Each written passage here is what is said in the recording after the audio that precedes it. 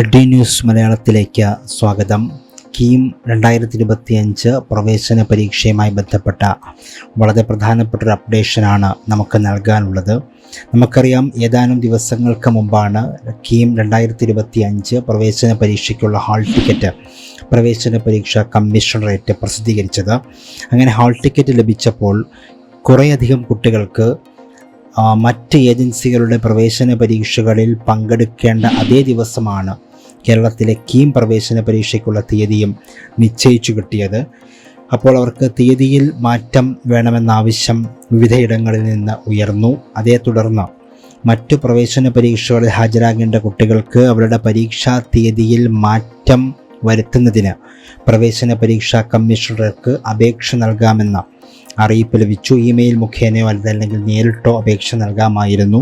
അതിനുള്ള സമയം ഏപ്രിൽ 18 വൈകുന്നേരം 5 മണി വരെ നിർദ്ദേശിച്ചിട്ടുമുണ്ടായിരുന്നു. അങ്ങനെ അപേക്ഷ നൽകിയിട്ടുള്ളവർക്കുള്ള പുതിയ അഡ്മിറ്റ് കാർഡ് പ്രവേശന പരീക്ഷാ കമ്മീഷന്റെ വെബ്സൈറ്റിൽ പ്രസിദ്ധീകരിച്ചിട്ടുണ്ട് എന്നുള്ളതാണ് വളരെ പ്രധാനം. ഇനിയുള്ളതാണ് ഏറ്റവും പ്രധാനപ്പെട്ട കാര്യം.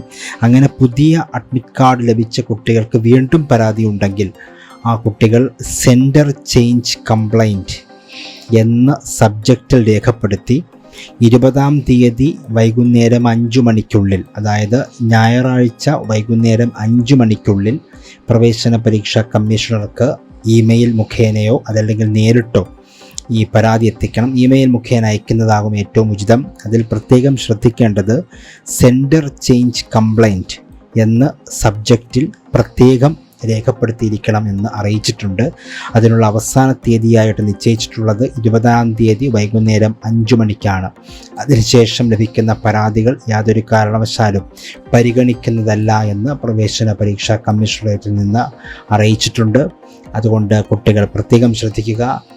കീം 2025 ബന്ധപ്പെട്ട കൂടുതൽ അപ്ഡേഷന് വേണ്ടിയിട്ട് എഡി ന്യൂസ് മലയാളം സബ്സ്ക്രൈബ് ചെയ്യുക. Thank you.